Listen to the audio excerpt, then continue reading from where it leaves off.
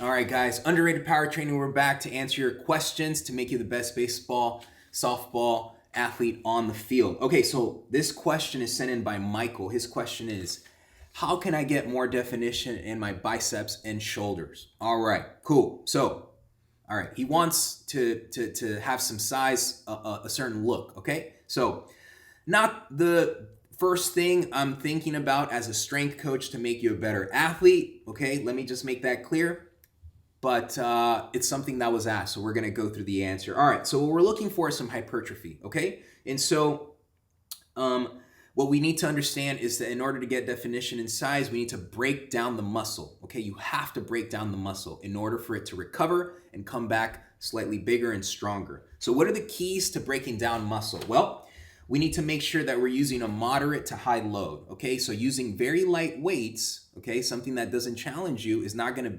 trigger that muscle size and definition you want. Okay, so that's the first thing we need to understand. The second thing is we need to be able to use the eccentric phase. So basically, the easiest way to explain this is the lowering phase. So if we think of a bicep curl, okay, the eccentric phase would be lowering the weight. And so when you're trying to get definition and size, we need to make sure we are using the eccentric phase.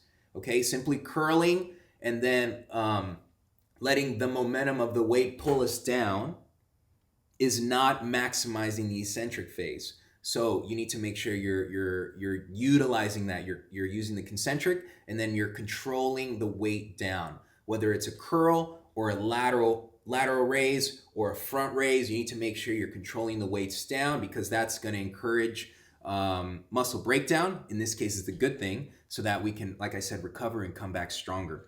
Okay. The third thing is time under tension. Okay, so we need to spend time under stress. Okay, and that's, again, very important to breaking that muscle, building that size and definition. So we're looking at higher rep counts. So we're looking at somewhere between 8 to 12 reps.